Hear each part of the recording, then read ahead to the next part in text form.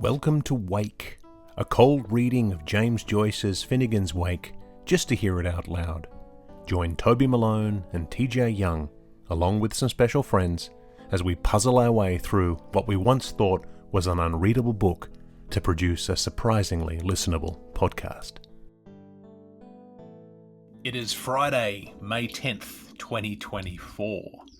Welcome to episode 0 of Wake, an experiment that has no true meaning, purpose, or structure, but which fulfills a long-held bucket list item, reading James Joyce's Finnegans Wake out loud just once. My name is Toby Malone, and I'm joined in this first episode, and hopefully in many more in the future, with my writing partner, my dear, dear friend, and all-round amazing guy, TJ Young. Hi, TJ. Oh, hi, Toby. I'm so excited to be here. This is fantastic. I can't believe you agreed to do it. It's one You of those ask and I follow. So I know, and it's worked out pretty well so far. But asking you to read James Joyce, and not just James Joyce, but the hardest James Joyce, the one that no one's read, this is a lot. So who knows how long this will take? I mean, the book is many, many hundreds of pages long and mostly impenetrable. it's hard to get through. Yeah, exactly. It's tough. What are we doing here? I mean, when I first pitched the idea of reading Finnegans Wake, what did you think? What did you think? What was your first impression that came up when I said to you, I've got this long-held ambition and I really want to read this book that no one's read, and I want to do it on a podcast to make myself accountable? What did you think? You know, it for you, I was like, this makes sense. This fits. This feels like something Toby would want to do. But also, I thought this is the one thing that when I was an English major in college, right? And we talked about James Joyce, and they always talked about Finnegans Wake. It's this like thing that, the teacher was like, don't worry about that. Just don't worry about that one. Right. So I was intrigued because it's kind of been one of those things that even people who like read the classics all the time, the people who like Moby Dick's one of the best books ever. If you say Finnegans Wake, they're like, nah, I'm good. So, I'm interested to see what it's all about. And, Good. And more so why people run away from it. Yeah, I mean, Moby Dick. Moby Dick is one of my favorites because it's long and it's dense, but it's a story, man. Like it's an adventure, and that final chapter or the final couple chapters where It's so good, where the whale is like finally just like crushing that boat. Oh man, like that. Yeah, that's all time. So yeah, I mean, I know that there are a lot of books that people resist because they're long and they're hard, and there are some like David Foster Wallace's Infinite Jest, which is long and hard on purpose and trying just to mess with us. Finnegans Wake is one of those ones that, yeah, it's kind of up there on the top of the mountain the way you go. Or just never mind, no one's going to read it, forget it. And so I've generally had a fairly good relationship with Joyce. I come from Irish stock, but many years ago now. But the Irish element was always a big part of my family lore, and so my father was always talking about Ulysses and a lot of the books in the canon. And so I've read a bunch of them, and I generally. I like to read before bed every night. I usually read for half an hour, 45 minutes before bed every night, and that's how I get my leisure reading done. But I tried Finnegans Wake once. I put it beside the bed, and I think I lasted 3 days of just going, what? Like, I don't know what this is, because I was reading silently. I was trying not to be disturbing, and I was trying to understand it as a narrative. And that's the first mistake that I made. And I feel as though it's the kind of thing that trips a lot of people up. And so, yeah, I mean, do you have a relationship with Joyce? Have you read much of him? Yeah, I've read Ulysses and A Portrait of the Artist as a Young Man. And it's a complicated relationship because I realized in undergrad I was just a little punk, and when they say read this thing, you do it begrudgingly, because you'd rather be off partying or doing literally anything else. So like I read it for the class, as much quotes that you want to put around that, and then I was just like on to the next. So I'm excited to kind of recontextualize myself with the work. I know this is the hardest work to kind of contextualize yourself with in general, but I'm finding as I get more mature in both my artistry and as a reader, I go back to those books and those authors that I read in school and didn't want to read, and I'm like, oh, there's a reason why they had us read this Yeah. because it's actually really good. And I'm sorry I was an asshole. Like, you know, Yeah, yeah. I always feel as though some of those classics, particularly something like Ulysses, which you can kind of follow. There is a narrative structure that follows Bloom around Dublin, um, but I've always equated it to kind of like going to an art gallery where you're not really interested in the art. But so you walk into the room and you walk past all the paintings and you walk out again 3 minutes later and you say, "I've done that room. I've done that." mhm, All I got to do is just walk past the things and I've seen all the things. And of course, you haven't seen anything. You've just been in the presence of them, but you haven't actually taken it in. And so, getting a chance to sit back and really appreciate it, I feel as though I read Ulysses in the similar kind of vein of just being like, I've seen all of the words, so I must have read the book. But exactly. there were certain points that stuck out. I mean, my relationship. I've read.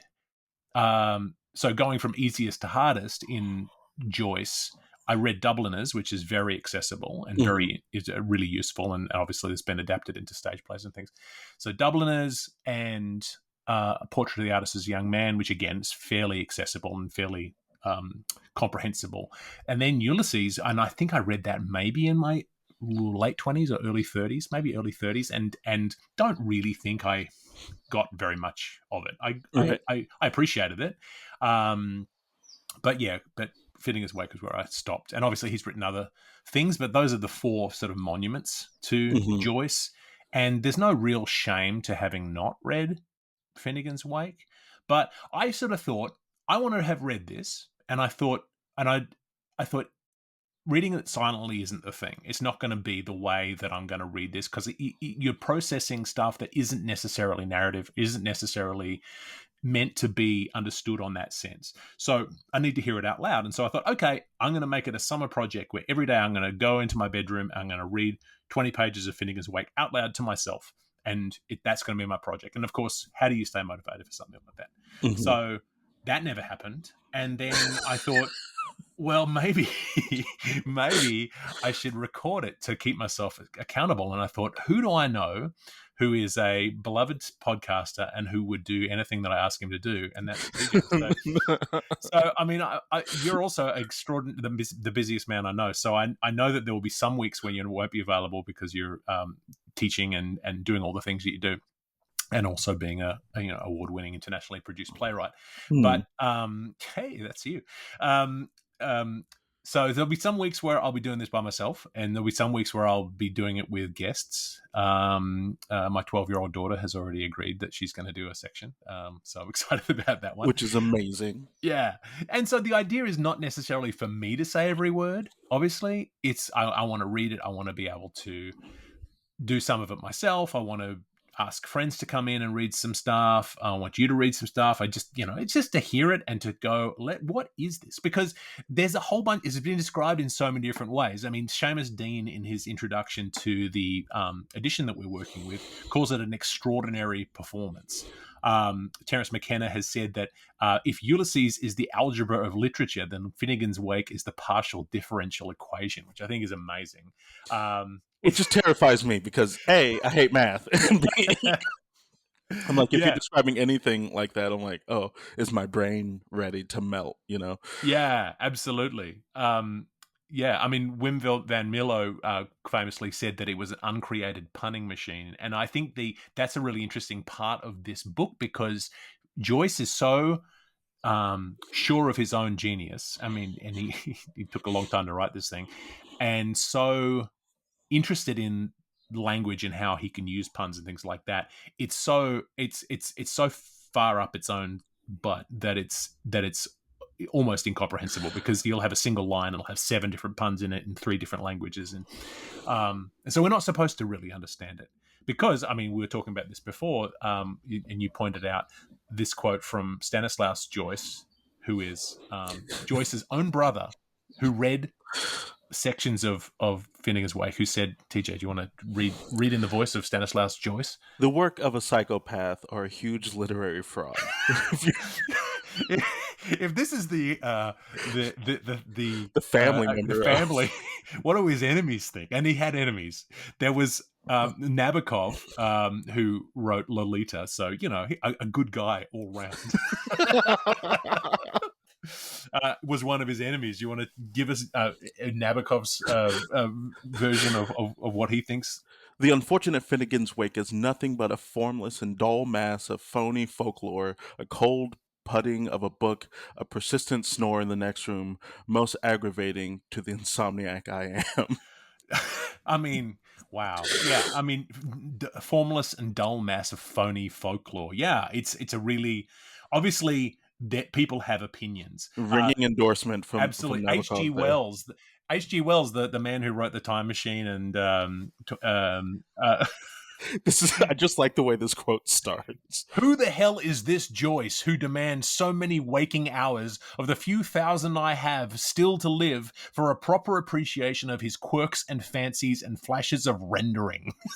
I want someone to just walk into anything I've written and be like, "Who the hell Yeah, is this guy? I have so little time left on this earth, and you want me to spend time with How this? dare you? Yeah. How dare you?" So it's going to be a nice, relaxing read then. Like very clearly, it makes people angry.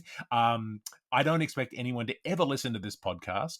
Part of me hopes no one ever does. And this is very much a selfish kind of thing, but. I don't think this is going to be a nice, relaxing listen either, because I mean, this. I mean, in certain ways, I think if you're looking for insight into the book or a analysis of what's happening scene to scene, you might have to look elsewhere.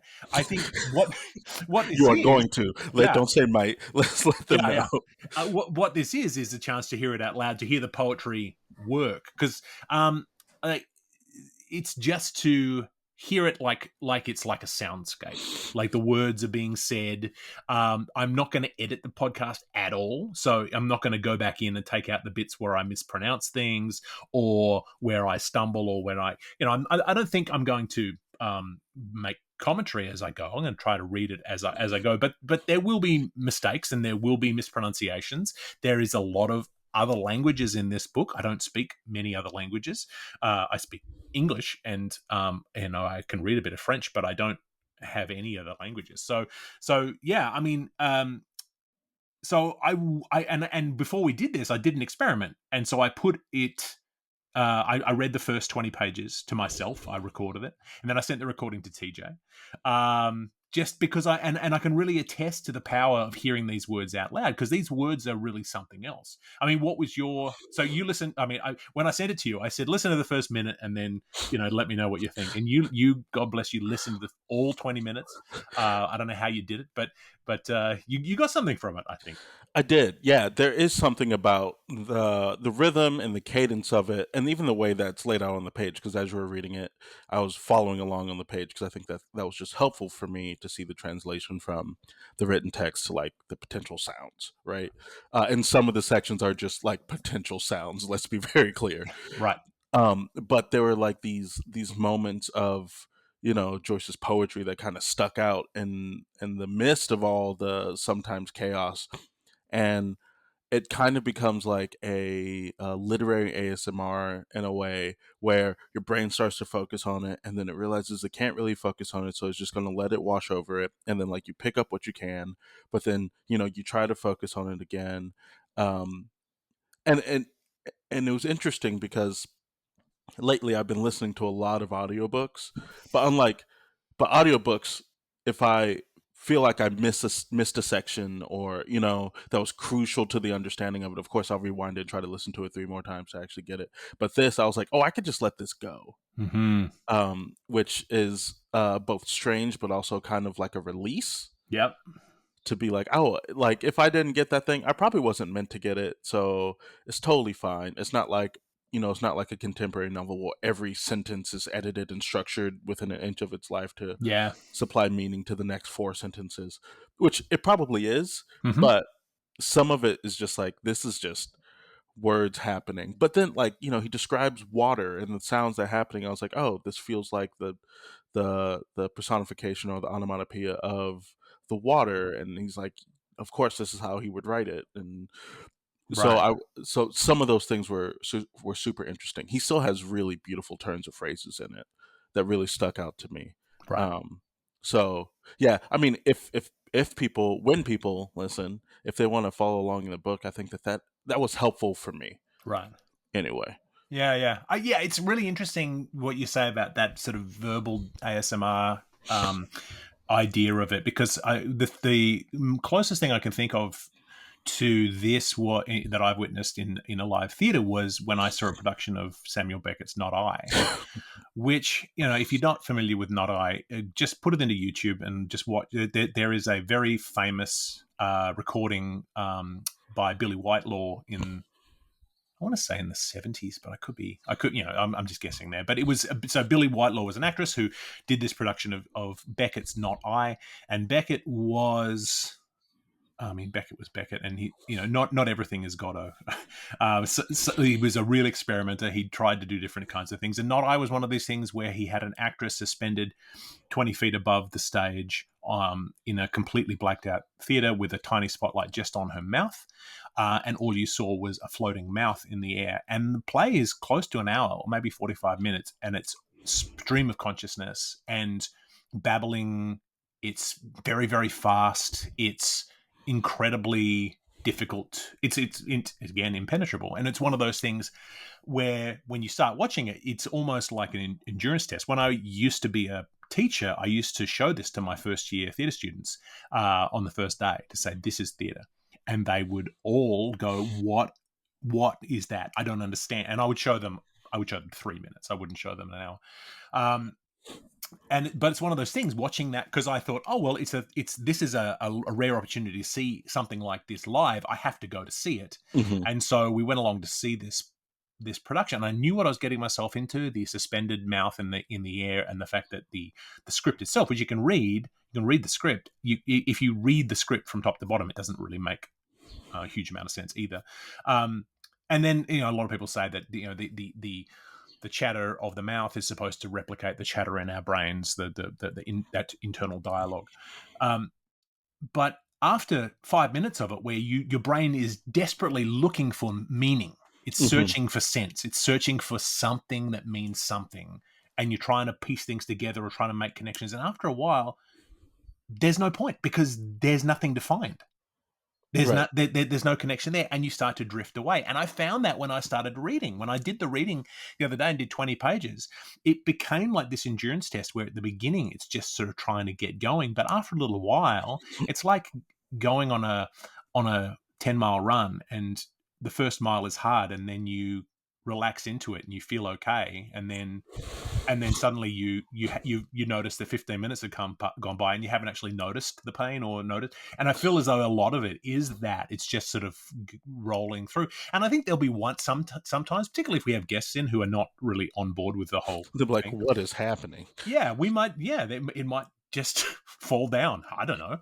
We might last 3 episodes, and I might, just it might. But I think this will keep us grounded. So it's an interesting book. I mean, it's known for its experimental style, as we've been talking about, as one of the most challenging works in the Western canon.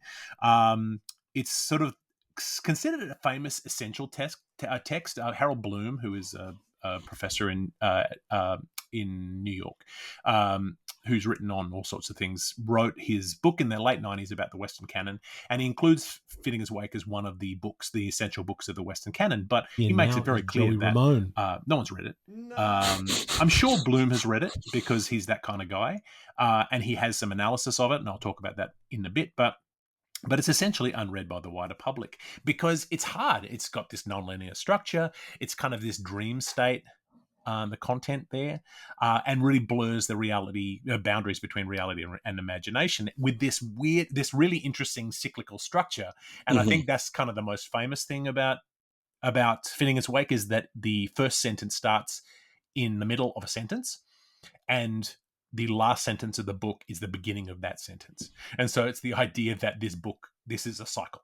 This Hmm. is, and there are a lot of different things. I will talk about some of the themes and things in a minute, but just the very fact that in order to start the book, you need to finish the book is kind of bananas. It feels a lot like um, Tarantino before Tarantino. Yeah, Tarantino wishes.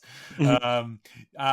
So yeah, I mean, in terms of what we've done some research. I try to cite the sources where I can, but I'm not promising analysis or insight. I'm not a professor of Joyce. I'm not. I do have a background in English literature, but I'm a Shakespearean primarily. So my interest is not necessarily to give the canonical analysis of Finnegans Wake. And if you're here listening for that, I'm going to disappoint you over and over again, because sometimes our analysis will be like, "What was that? I don't know," and that's fine. That's fine. Look, if it gives me an opportunity to sit and talk to TJ every week, then I'm all for it. But if you do want insight into the words, I strongly recommend a website called finwake.com, finwake.com, which has a really good analysis line by line. It's punching in its detail. It's one of those people that are like, this is my life's work. This Yeah, is the thing I will leave behind yeah, when the world is done. exactly. So I mean, so if we're not going to now analyze it, and we're not going to prepare, I mean, our preparation is going to be minimal on each of these. Literally going to be picking up a physical copy of the book. We both have exactly the same edition right in our hands here. And we're just going to read it. I mean, from the edition that we're working with, which is, is the Penguin Modern Classics edition of Finnegans Wake, if you're interested in following along. Generally, these are fairly standard between editions in terms of the page counts and the edition that we're working with. So you should be able to get any copy of Finnegans Wake and follow it along. I mean, there was no revision. Joyce was so devastated with the reception. I think that was that when it came You to know what's working crazy on to me this thing. though? No one's read this book, but the book is in demand enough that they continue to reprint Oh it. yeah, absolutely. Yeah, it's a doorstop too. It's a big old thing. It's It's a thick one. 600 and some pages, 630, 628 pages long. Um, so yeah, it's a big old one. And so this edition, the Penguin Modern Classics edition, is edited has an introduction written by a scholar named Seamus Dean, a very useful introduction to give you sort of some context. And there's a lot of really interesting information there, very much like what we're talking about with Finnegan's Wake. I started to glaze over a little bit in a lot of the the introduction and be like, "All right, Seamus, I got it." But Dean does say the first thing to say about Finnegan's Wake is that it is, in an important sense, unreadable. The reader must forego most of the conventions about reading and about language that constitute him or her as a reader. And I think that's really important, Mhm. because we kind of expect that we're going to be the master of a book when we come in and we go, okay, well, I will. I mean, the best thing about reading, private reading, as opposed to seeing theater or television, is that in a book, if you miss something, you can go back. You can Mhm. flip back 6 pages and go, oh, okay, I understand that relationship. But in this, there's nothing to flip back to, or there are thematic things you can pick up on. There's interesting things you can. I mean, there is there are characters, there is plot, and we'll talk about that. But um, but as he says, the practice of reading for the story has to be abandoned. Which is so hard. I mean, we're taught to learn through story. We're Yeah, taught, everything we see. Even when you talk about your day, you start to form it in the story of your day. right. And so to pick up something that's been printed, and books have always been like, this is a story. To have to abandon that, it's just Yeah, going to yeah. be a hard thing to do. Absolutely. And it becomes this stream of consciousness thing. It almost becomes poetry. It's like a tone poem in many ways, where you're hearing these words, and after a while the words become gibberish, and then maybe there's a word that's familiar that pops out, and then maybe there's a turn of phrase, and then there's lots of structural things. There are some sections that have multiple voices speaking simultaneously. We've got to figure out how we're going to do that. We have some sections that have footnotes. We have some sections that are written like a dramatic play.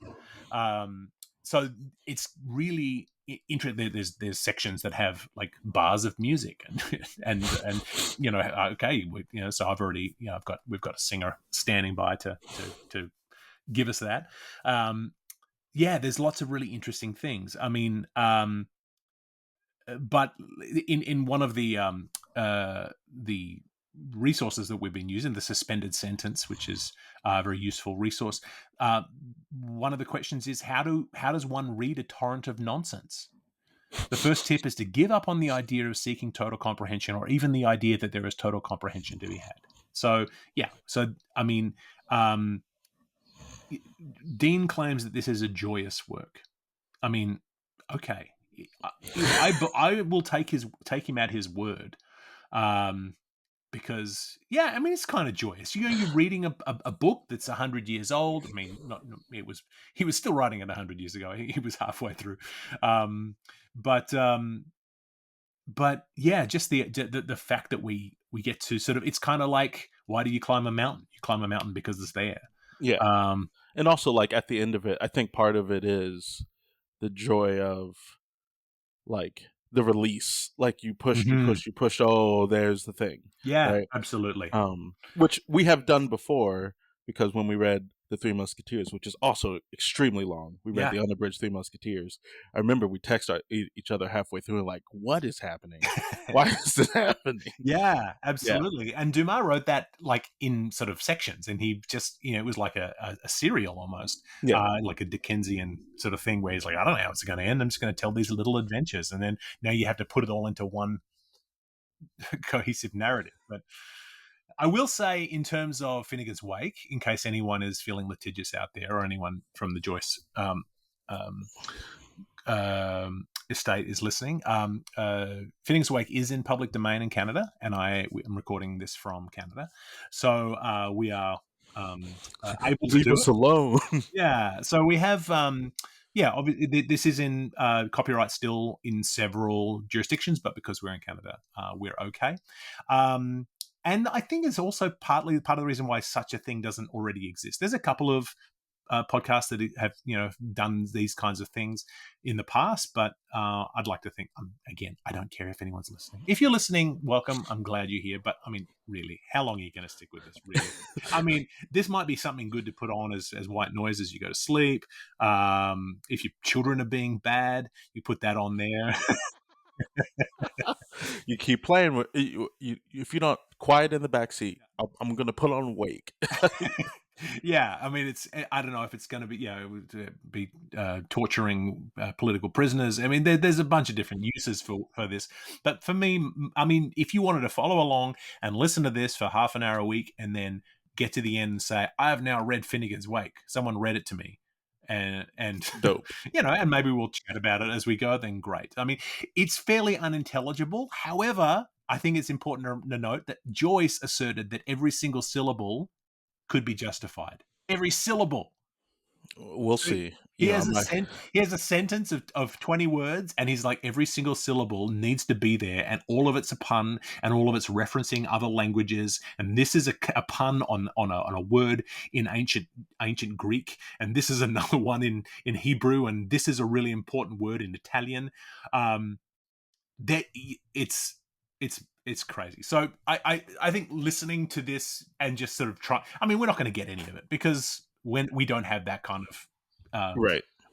interest, we don't have that interest in pulling it apart. We're just going to see. And I wanted to say that this podcast was inspired by one of my heroes, Michael Ian Black, who is a comedian who you almost certainly know from the world. He's in all the things. He has a podcast called Obscure, which he started. I don't know, must be close to a decade ago, where he was reading classic literature out loud and commenting on it as he goes. And he's very funny, and it's a very interesting podcast. And I've loved that he read Jude the Obscure, he read Frankenstein, he read Wuthering Heights, and now he's reading An American Tragedy. And he reads it, and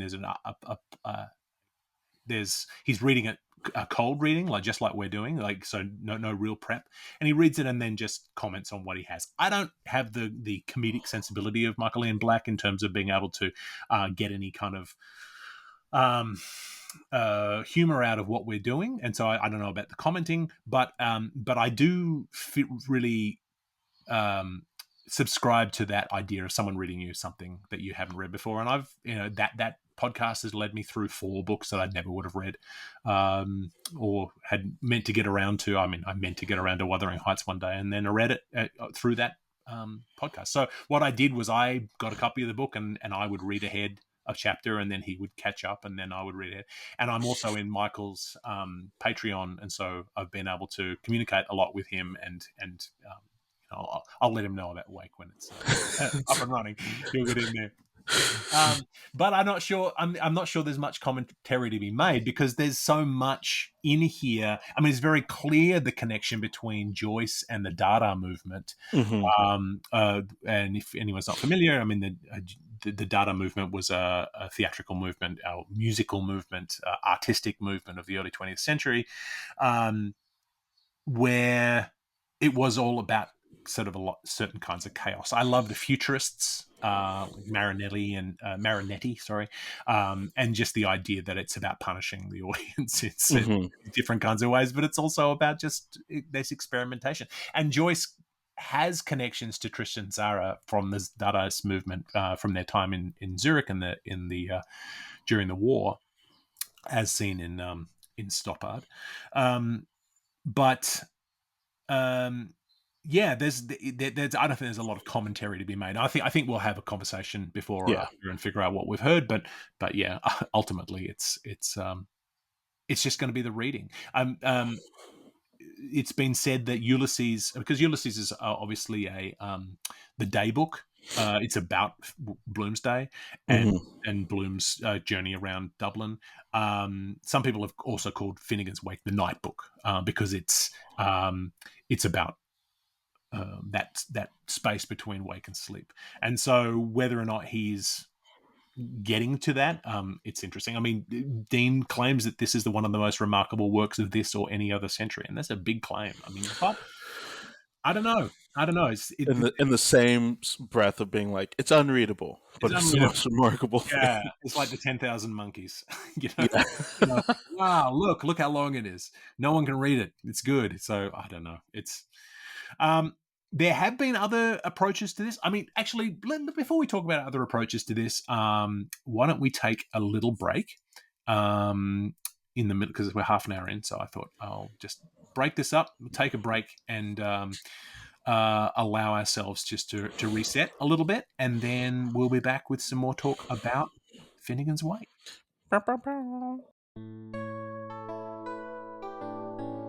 There's almost certainly nobody listening, but we are back from the break.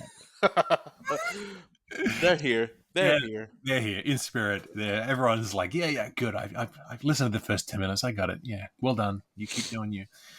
Welcome back to Wake. We are talking about the background to this book, this monument, Finnegans Wake, which neither of us have read, and we're going to try to read at some point. Not in this episode. This is the teaser.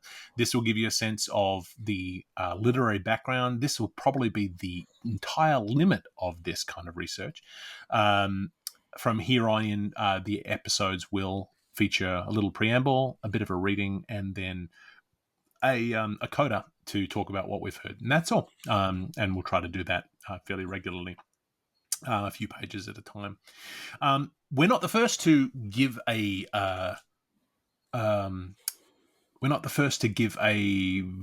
audio go at this. There have been various versions. Waywords and Mean Signs is a group who have put together multiple editions of readings of Finnegans Wake, often set to music, and you can download those at their website. Lots of really interesting things and ways into this text, and really supporting this idea that this is poetry. This is the kind of thing that is elevated by music. I don't know if we're going to be have the production value to actually go and put that music behind it. I know that my favorite podcast, Obscure, as I talked about, does have a lot of that production value behind it. I think we're mostly just going to be reading. Other places, the Agora Foundation get together and they read a few pages at a time weekly as a community building thing, which is great. And then there have been recordings. Patrick Horgan did a recording in 1985. That's a 26-hour recording you can get. You can get versions of it on like CD on tape or CD CD versions, a book on tape kind of thing. So we have a 26-hour version, 1985. In 1995, Patrick Healy, who is a speed reader, did a Oh gosh. 19-hour version. Jeez. So just think about the 26-hour version. You think, well, that's too long. And so let's take off 7 hours, but it's speed read, which, I mean, good on you, Patrick Healy. That is a lot. That is, speed reading for that long, because, there's a lot of tripping up, right? When you're going through He this. just kept going. He was like, "Nope, I, nope." I mean, obviously, very famously in Finnegans Wake, there are four. I think there are four. I may be corrected, but again, I'm not here for the facts. Four different instances where Joyce signals a major rupture that's happening in the world, and he does it with a word with 100 letters in it. The first one happens within the first 2 pages, but there are multiple of these, and a lot of people will interpret those long words as being like a roll of thunder. Mm. TJ, do you have your edition there with you? Andrew, it's in the other room. Oh, well, I will. You go get it, because I think it's going to be important that we. Yeah. Yeah. So yeah, TJ is running to the next room. This shows you the level of preparation we have in this podcast, and how carefully we guard our quality control. In that we didn't even bring the editions of the book into the podcast studio as we wanted to record it. But I have my edition here, and so I was talking a little bit about the 100-letter word that appears on the first page of Finnegans Wake. For your reference, TJ, this page 3 that comes in after the introduction.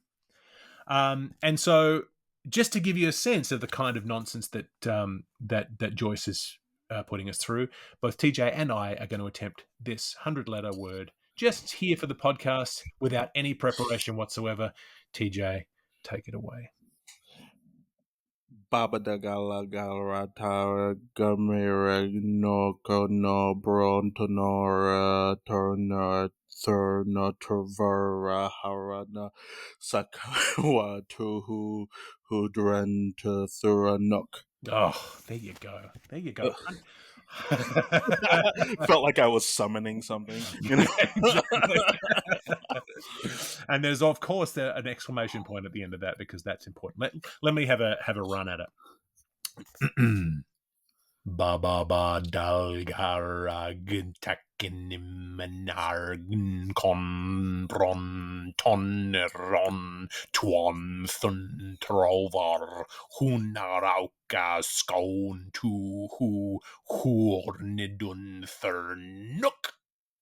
You sound like a dragon, straight up. You know? Yeah. So I recorded that last month when we did our test recording, and I played that for my kids, and they were delighted. They thought that was the funniest thing they'd ever heard. Obviously, there's no meaning. Joyce would suggest, however, 100 letters, which gives us like 40 plus syllables. There's Everyone is. meaning in every single syllable. And look, I don't want to annoy the Joyceans out there, because I know that they are a hardcore bunch. If you're interested, go to the Finnegans Wake Reddit subreddit. There are hardcore Finnegans Wake people in there, and if they've got a Google alert going on, that when Wake shows up on Apple Music, here come the comments. And I'm just here gonna to hide say, our emails. hey, look, I'm here to say, if you're here and you're a hardcore Joycean, welcome. I'm not going to fight you all on this. I'm not an expert, but this is being done in good faith. And maybe we're going to learn a thing along the way. And if there are any comments that come in, good, bad, or indifferent, why not? We'll probably read them. We'll incorporate them. That'll be a fun way to end the episodes. Yeah, exactly. Yeah. So okay. So we have words so we think about Patrick Healy doing a 19-hour long speed reading version, but trying to do that 100-letter word in that time. It's crazy. There've been other ones. Jim Norton and Marcella Reardon did one in 1998, which was 5 hours. Obviously, it's abridged. Cheating. Cheating. I think cheating. Patrick Ball also cheated in 2007 when he did excerpts. And then Barry McGovern teamed up with Marcella Reardon again, but that one took 29 hours in 2021. So there are have been a lot been out there. Others, in addition, Simon Local, Local, Loekle, recorded an incomplete one in 1996, and a company called the Most Ever Company have also put this down. But it's one of those things that, again, there needs to be some kind of demand, right? I mean, if someone's going to invest in the recording of a thing, you're going to want to say, okay, but are we going to be able to sell it? And I don't know if there's a huge captive market for this. So for me, I think it's really important just to sort of think about the cold read. So, I mean, we're both theatre people. We both got a lot of background in theatre. What do you think? What do you think? Like, as a playwright, what do you think the benefit is to cold read? There's something about that first instinct and that first intention whenever you see things laid out on a page that I think is just really informative, especially um, within scripts within the world of theater. Oftentimes, the sentence before informs the way that you're going to say the sentence after, Yes. right? So keeping just in that raw sort of level of emotion, I think is critical to kind of getting at least to the surface level of a story. Yeah, Like, yeah, agreed. I think when actors come in having prepped, I mean, prep is great. You want them to do the preparation. Um, you want them to come to rehearsal ready. But if they come to a first reading already having made decisions, yeah, it makes it difficult. If they then come back and say, actually, that speech is cut, and then you get that whole thing of going, but that speech is so important to my character, and you go, well, that's not what this is. Where this is a first read of a draft of a play, and is never going to be staged until draft 7 or something. So just right. we're not. So I mean, I've done cold reads in the past where we've cast it in the room and cast always against gender and age and things like that, and said, okay, the old lady character is going to Just be here to played hear by, the yeah, words. yeah, just say it out loud. Yeah. um and so, yeah, so I like a cold read. I think a cold read really informs a lot. I mean, it means that there are going to be mistakes, and I'm good with those mistakes.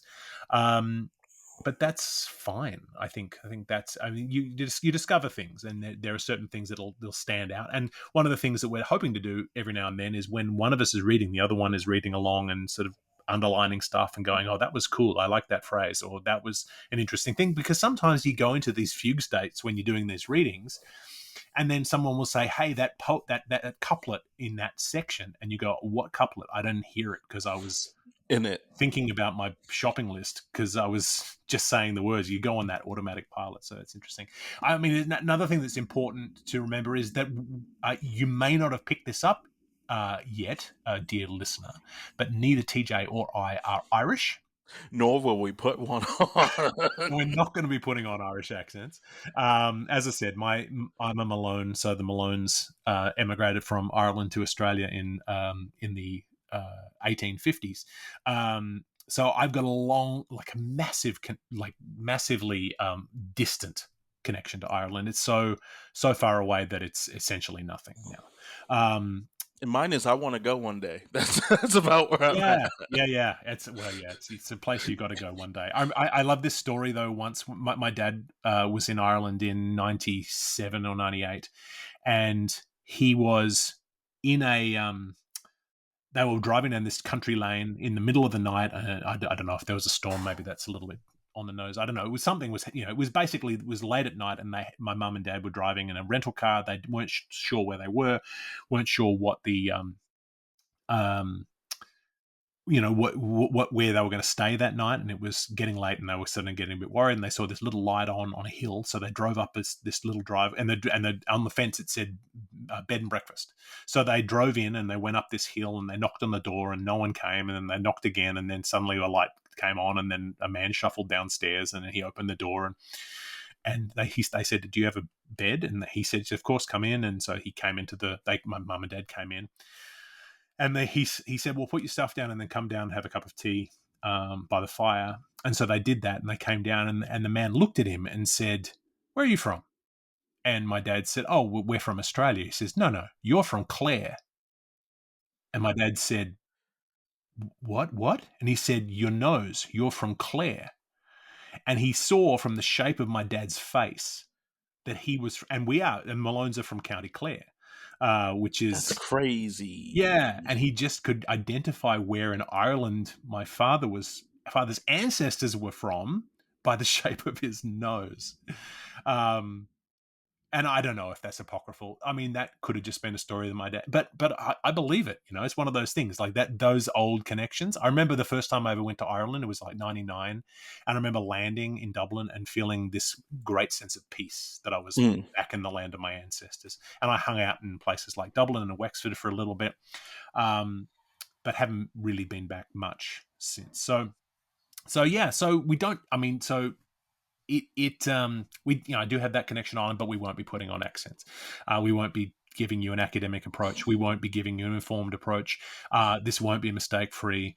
There's really nothing. But yeah, I just want to get into for the last few minutes. I want to talk a little bit about the themes.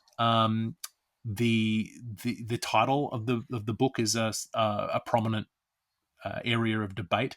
Very uh, famously, Finnegans Wake has no apostrophe in the title. It's quite often mistakenly added by well-meaning librarians who think, "Oh, that's wrong. I should add the apostrophe." But Finnegans Wake, but it is named after a song of the same name, which does have an apostrophe, so you can differentiate between those two. And there's a traditional Irish song that is where the theme of what happens in the book, theme of what happens in the song, is replicated in the beginning of the book. It's obviously not quite as clear, but the original song, and I'm not going to play it here, but if you'd like to go to YouTube and look it up, the Clancy brothers do a really interesting version of it. But it's about a man who's a bricklayer who is climbing a ladder, laying bricks on a house, and he falls from his ladder and is killed. Falls and hits his head and dies. So they pick Finnegan up.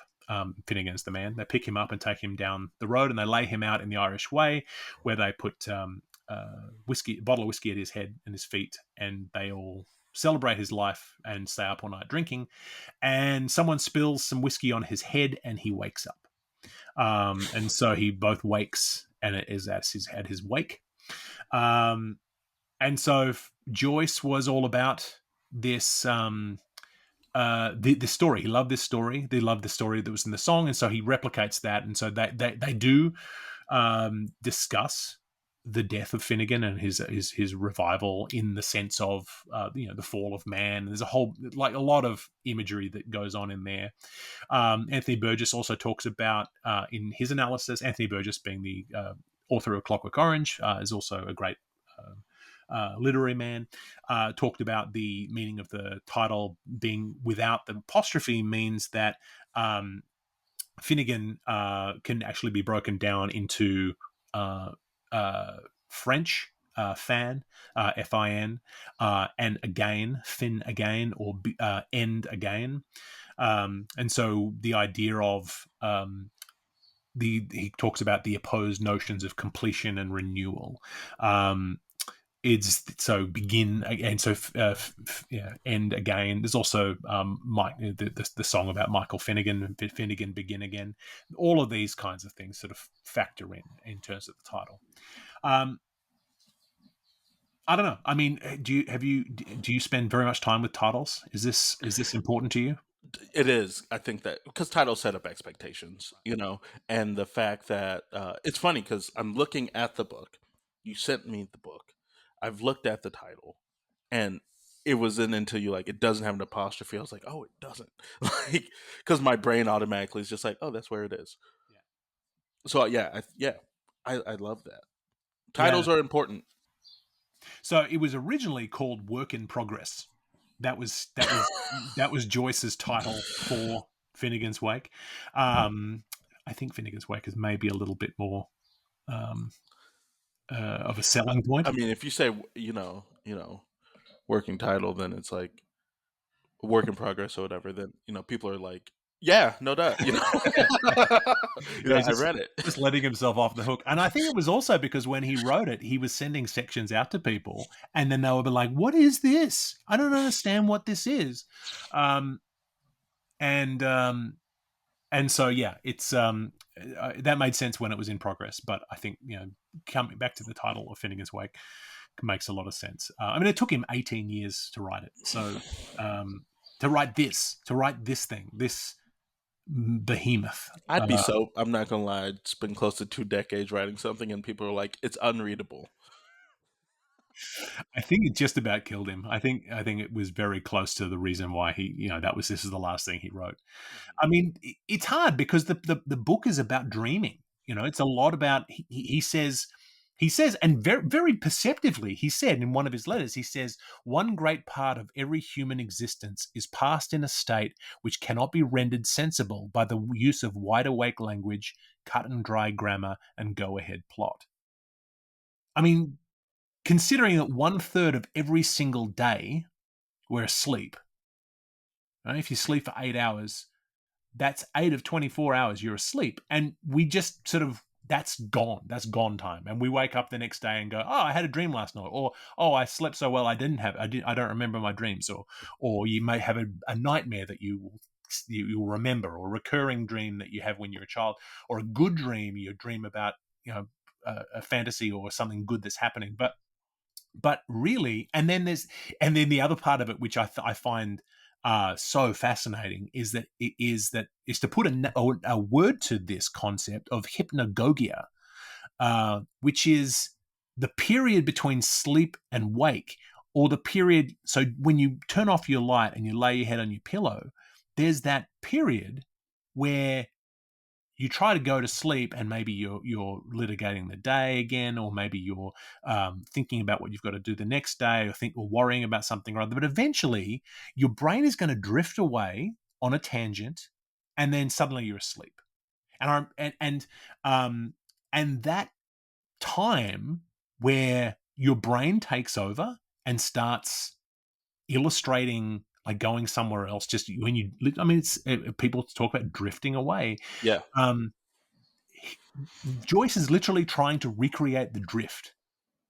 which is it's crazy because the only time you actually notice it is when someone tries to wake you up and you're almost there. Yeah, yeah.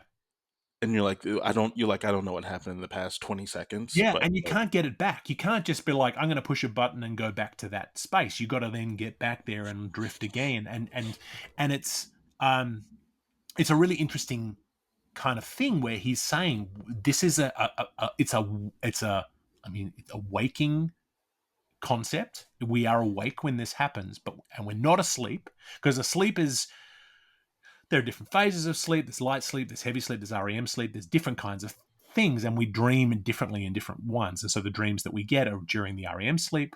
But the idea of being awake, but our brain is already taking us to sleep, mhm. really helps um, sort of do that. And one of the things that I mean, obviously Joyce is working in a stream of consciousness, but there is a structure. He said he was. It's been said that he took inspiration from the Book of Kells, which is the famous illuminated manuscript that's currently held at Trinity College in Dublin. With this idea of digression and elaboration and that illustration of text. I mean, it's interesting. There's lots of useful things in there, but um, but he's not really trying to engage us. Right. And I think that's important. I mean, Seamus Dean talks about how boredom is most often occasioned by what many readers experience as a loss of narrative impetus in The Wake and also in Ulysses. But the impetus has not been lost. It was never there. It was absent from the beginning. Yeah, so I can be bored with something that you've never encountered. You're like, "Eh." Yeah. Yeah, yeah. And so the idea of it's kind of like, if I don't know, if I would never accuse you of this as a playwright, but sometimes you get playwrights who kind of lose their way in the third act, or you've written a play and it's pretty good for the first two acts, and then you're like, what is happening now? You've just lost the plot. Yeah. And that would be a dramaturgy note that I would give you. But like, I don't know what's happening in the third act. Let's think about how to pull this back on. And again, once again, this is not directed at you as a playwright.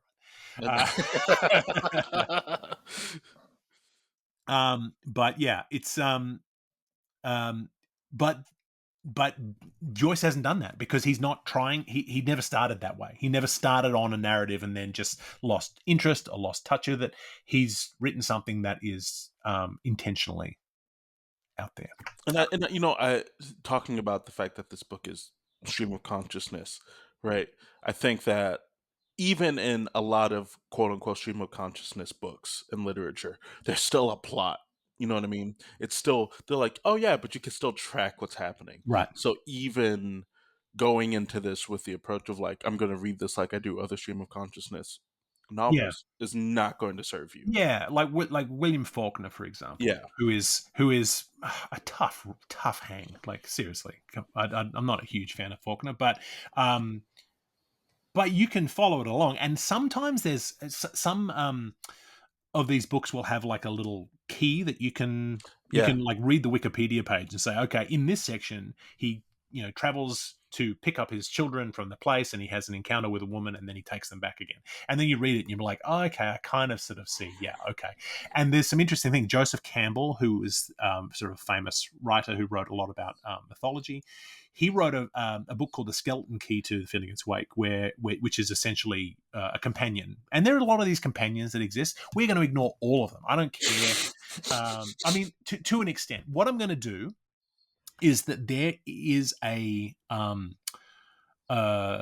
edition of the book, the Oxford World Classic edition, which has basically broken the book down into subchapters, subsections, and it said, okay, chapter one, book one, or chapter one, section one, is from this page to this page. So what we're going to try to do is read within the bounds of those subsections. Some of them are very short, Hmm. some of them are very long, so some of them need to be broken up, and there is kind of you can go and generate, like there are other sites that I have where we can where people have written a précis of what happens in that section. So what I'm going to do is we're going to say this section we're going to be reading 1-1, which goes from page 3 to 29 or whatever it is.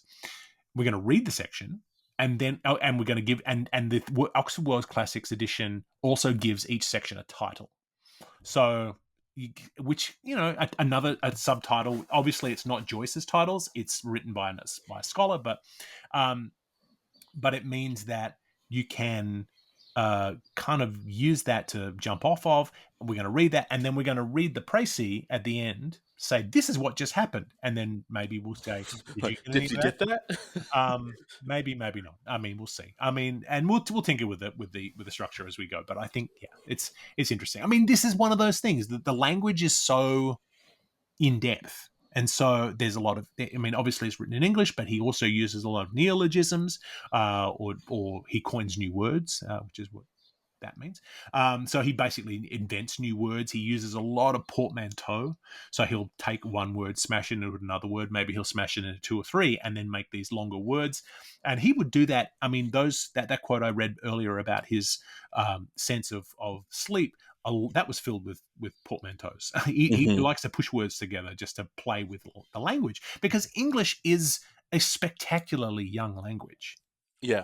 We're It's borrowing from so many other sources yeah, anyway. stunningly young. And so and we kind of we get really convinced that our generation's speech, I mean, if you go back 50 years, the speech was completely different. I mean, and it's not just new coinage, but it's also just the way that we handle the language. And in another 100 years, we'll sound ridiculous to our Oh, 100%. ancestors, and so just things like it's been only 400 years since the Elizabethans were speaking in their style. I mean, a lot of the drama and things like that mimicking the sort of the rustic speech, but a lot of it was built up from um, yeah, I mean, language comes from isolation, and Joyce is here interested in playing with it. So um, I mean, Dean talks about how the language of Wake is a composite of words and syllables combined with such a degree of fertile inventiveness that new sounds and new meanings are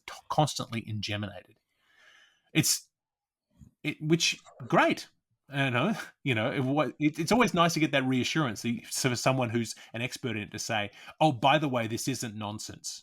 Yeah. I will say this. I've never in my life felt so inspired by a feeling or emotion or a thought that I was like, I need to make a new word for it, you know? Yeah, Which I think is also, it speaks to the desire or just the training of contemporary writers where they're like, you know depth of words and try to find the best way to twist those words into what you need to feel, what you need to mean, yeah, as opposed to the freedom that is if you can't find a word in the lexicon to fix this, just make one. Yeah.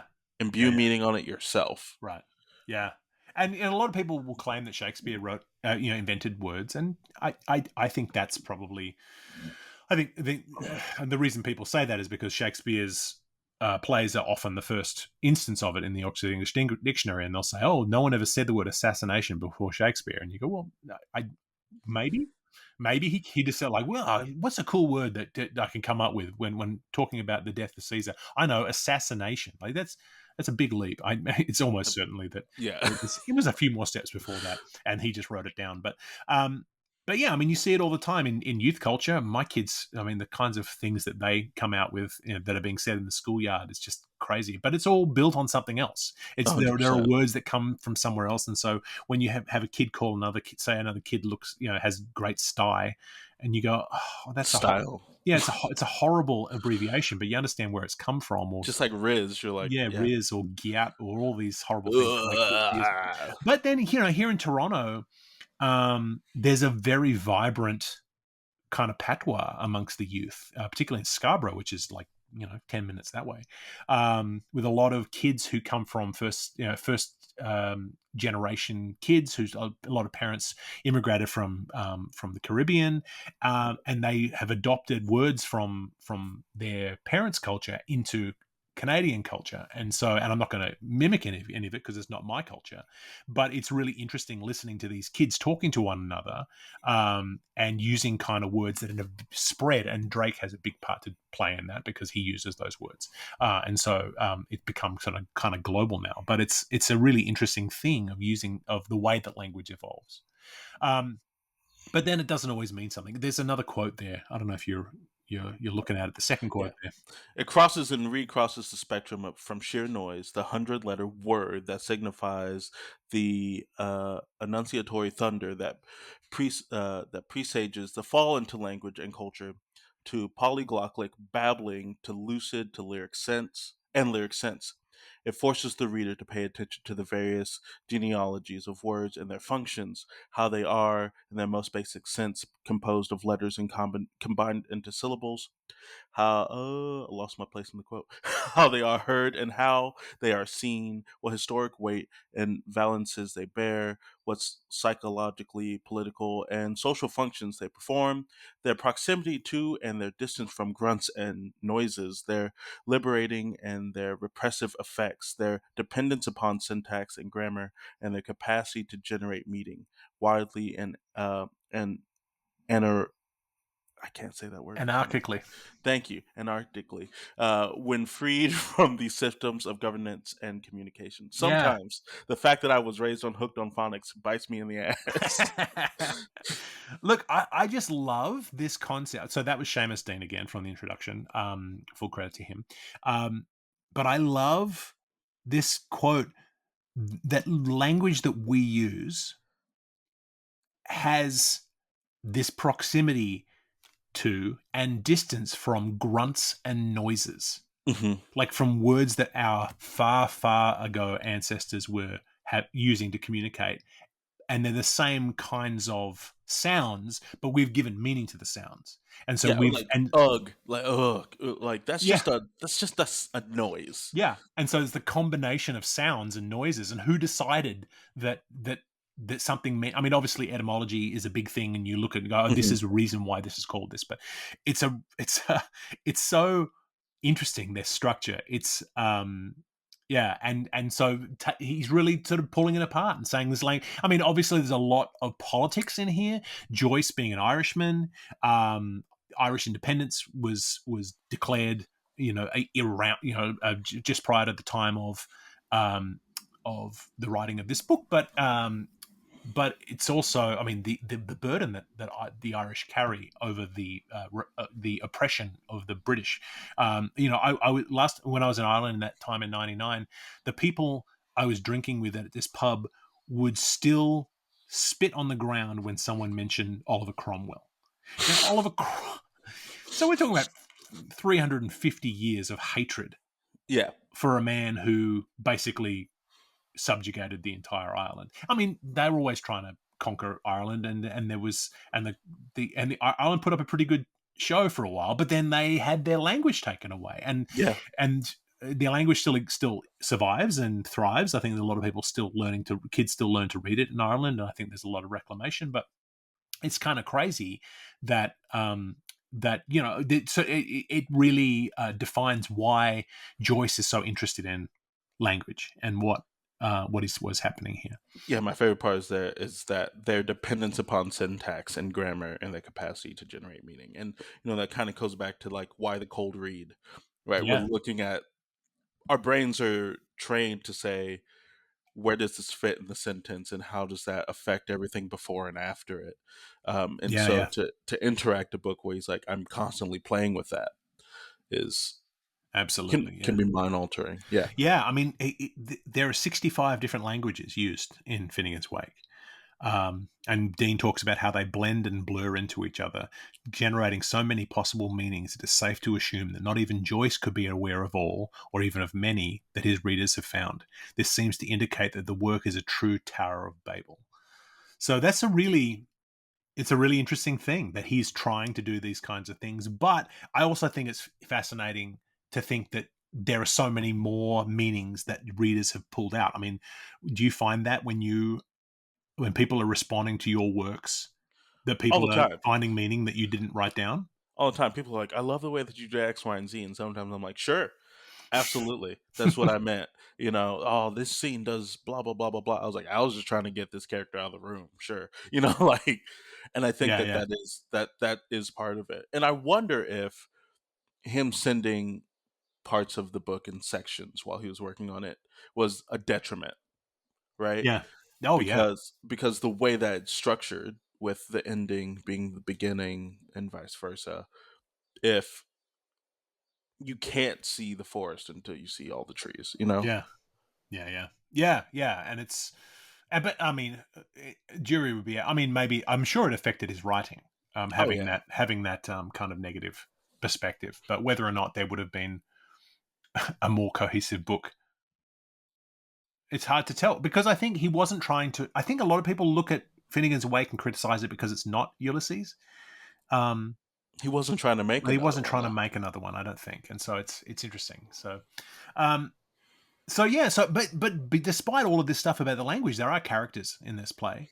It revolves around a family called the Earwicker family, and a family of five. And so the focus is on the father and mother and their three children. The father's name is Humphrey Chimpton Earwicker, which is an amazing name. Um, and he's Ch- quite Chimpton. I love Chimpton. Chimpton, yeah, absolutely. It's really true. And So Humphrey Chimpton Earwicker, often abbreviated to HCE, and anytime HCE is referred to, that's who we mean. We may, obviously clarify that as we go, but Joyce uses it, and scholars use it. His wife's name is Anna Livia Pluribel, but that's abbreviated to ALP. So that's the father and mother, HCE and ALP. And then they have three children, beautifully named children: Shem the penman, Sean the postman, and Issy. Issy ain't got no job. Yes, I love Sean the postman. So we have these characters, and there is a plot. There's uh,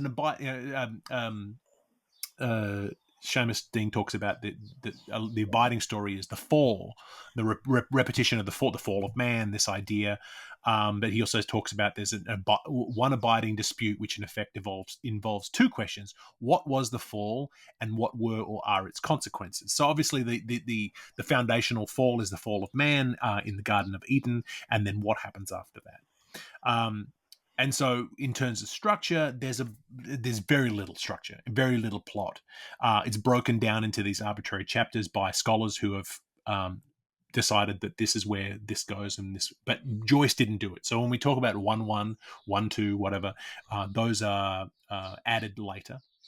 It's a book that starts with a narrative about an unspecified rumor, some kind of rumor about HCE. Then ALP writes a letter trying to exonerate HCE about this rumor. Um, We also hear about the impact on the sons, and this the sons trying to figure out how they're going to replace, obviously, a fall, being generational fall as well, and then the rise of Sean the postman, who ascends to prominence in the end. Prominence, and the book ends with a monologue by ALP, as dawn breaks, so as the night is complete.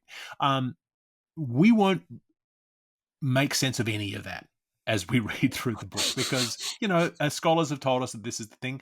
Both TJ and I are scholars in our own rights, And we're like, but cool. not in this way. Like, yeah, you gain meaning from slave, like laboring over text, but yeah, this I mean, yeah, I mean, in all, it has been it's one of those things. I think anyone who's actually taken the time to read it, um, people are, I mean, I think if you spend months and years reading a 600-page book or analyzing, you're going to end up saying it's good. Because, I mean, It's cognitive dissonance at some point. yeah, You're yeah, yeah, like, "Oh, I spent so much time with this," which means yeah, it's absolutely. it's critical. You're like, Yeah, "Sure." Anthony Burgess calls it a great comic vision, one of the few books of the world that can make us laugh aloud on nearly every page. I'm gonna be real with you. Listening to the first 20 minutes of it, I was like, nary a chuckle escaped my Okay, lips. so that was, I think it was like 16 pages, right? So there should have been Yeah. 16 laughs. So laugh aloud. You should be cackling with the no. No. Um, it's yeah, it's there's I mean, so Harold Bloom tries to break it down because he's like, look, it's obvious, guys. Look, listen, it's very easy to um so here's an analysis of a section. I just want to show you this because just to think, okay, is this what we're supposed to get? He says, only a few pages into the great Anna Livia Pluribel section of the Wake, Joyce Keynes. By earth and the cloudy, but I badly want a brand new bankside bedamp, and I do, and a plumper at that. And then Bloom explains that obviously Bankside puns on backside, bedamp on bedamned, and thinks since this is the Liffey River speaking as well as Earwicker's wife, this like he's breaking this down. What Joyce is saying is he wishes the Liffey had a south bank where literature was appreciated as it was by Shakespeare's Thames. That's a quote How, from, sir? yeah, How? How, and Harold, Mr. yeah. Bloom, how? That's right. I mean that, and that's Bloom quoting James Atherton, with this idea that this single sentence can have so much meaning wrapped up in it, and maybe Joyce spent days, weeks, months laboring over that sentence, and it's easy for our eyes to skip by. And when we hear that sentence, by earth and the cloudy, but I badly want a brand new bankside bedamp, and I do, and a plumper at that. You hear that, and you go, none of those words go together. Let's move on to the next sentence. So, Right. yeah, and once again, we're not really going to be getting much out of this. I mean, he began this book in late 1922, right after he published Ulysses, and he wrote it. He started the writing in March 1923. He wrote it in fragments and episodes. He wrote it out of order. No kidding. Um, He then published the first section in the literary magazine Transition in 1926, and everyone hated it, just hated it. Because, yeah, and so as a result, like we talked about, the subsequent sections took a lot longer. Um, he was dealing with a lot of stuff: his mental health, his poor health, his family tragedies, including the death of his father and his own daughter's mental health issues throughout the 1930s. And so it's no wonder that it took a long time to write. But generally, early publications, including the 11 years of excerpts in Transition, because he kept going back to Transition, were met with outright hostility, including from his friends and his family. So all the people, Hostility. so the people who were close to him, including Stanislaus Joyce, as we mentioned before, he was just like, "What? What is this? This makes no sense whatsoever." And then Sylvia Beach, who owned Shakespeare and Company at Mile Zero in Paris, who published Ulysses. She published a defense, a book, um, um, written by a bunch of people who were like, no, guys, it's really good. And this was called Our Examination Round His Factification for Incamination of Work in Progress. Um, and so this was published in 1929. It was a decade after that Finnegans Wake was finally published on the 4th of May, 1939, which is just last week was the 4th of May. So also Star Wars Day, but I'm not sure that Yeah, factors in. yeah, no. He was like, one day this will um, be the thing. yeah. He was like, "Hey, so May 4th, you're all still talking about Finnegan's Wake, right?" And I'm like, "No, we're talking about a science fiction movie from the 70s." So 16 years it took him to write this thing. A lot of defenders and detractors, a lot of furious debate.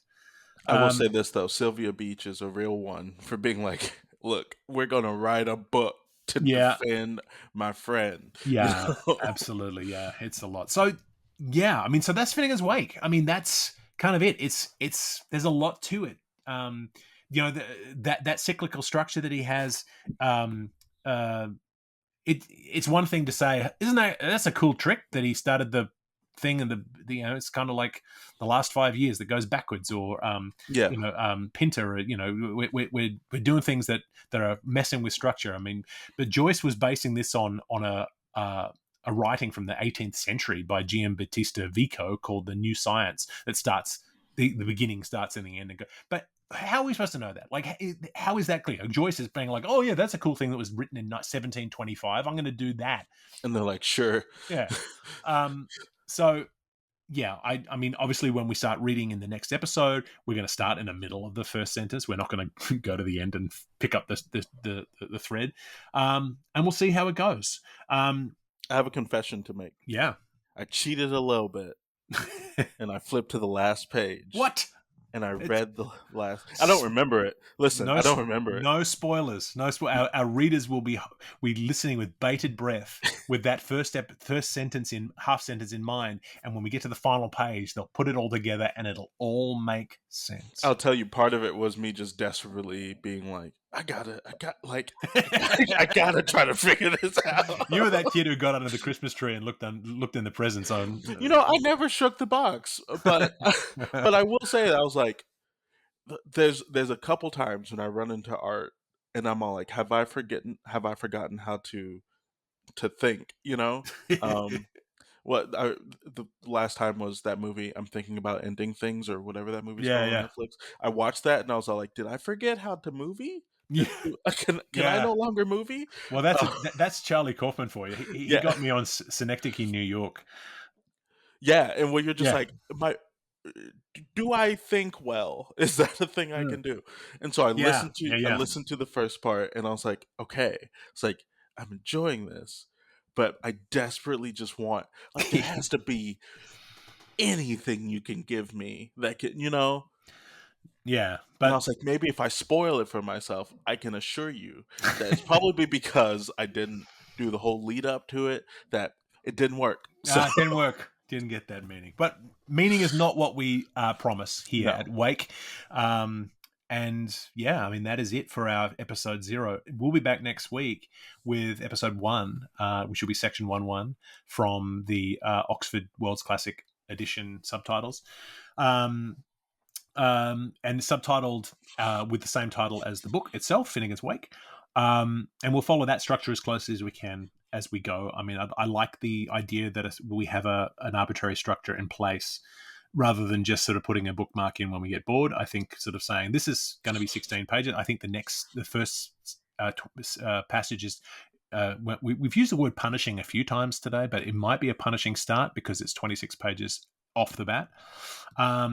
But we'll see. We'll It's see just how. acclimating you to the water. You know, Yeah, just gotta yeah. dive in. Look, there are some, and honestly, if we get to a section and it's 78 pages long, I'm not going to say, "All right, guys, buckle in. This is a 3.5 hour episode." We're gonna figure it out. Yeah, yeah. So we'll take natural breaks and things like that. Sometimes we'll have guests come in. We have lots of people in mind who would like to come in and read sections. People who we admire and people who would be interested in this kind of project. Sometimes it'll just be me because, as I said, TJ is a busy man. But But I will always listen to every absolutely, recording, yeah, we and need I to will get. always react. Yeah, We've we already need that. established Yeah, this. absolutely. So we're going to get that going. And so this is our summer project. As I said, it's May 2024. And we are not promising that we're going to get through this in any kind of specific time. We both are teaching. I have TJ is writing plays. I'm writing a book. So we're busy with other things. So we're not exactly doing this full time, but we're trying to record enough episodes that we can go. I'm going to be in Australia in July visiting family, and my intention is to get my father to record a section. He's not going to want to, but I'm going to make it happen. I mean, it's going to be fun. We're going to this has been something that's been on the boil for a while now. So I'm looking forward to it. Yeah, not to mention, we get to hang out more. Yeah. Any reason for that. So that's great. So this is Wake. I am amazed you're listening. This has been Wake, a cold reading of James Joyce's Finnegans Wake, just to hear it out loud. If you've made it this far, thank you for your dedication. Join us next week for another segment of Finnegans Wake and a chat about what we've found. Wake is a Moon Street Media podcast, engineered by TJ Young and Toby Malone. Our theme song is The Ballad of Perso Riley, arranged and performed by Meg Logue after James Joyce. Wake is recorded in Canada, where Finnegans Wake is in the public domain. For community and bonus content, join us at our free Patreon at patreon.com/wakepod. If you have questions about Finnegans Wake, don't ask us. We're just as confused as you are. See you next week.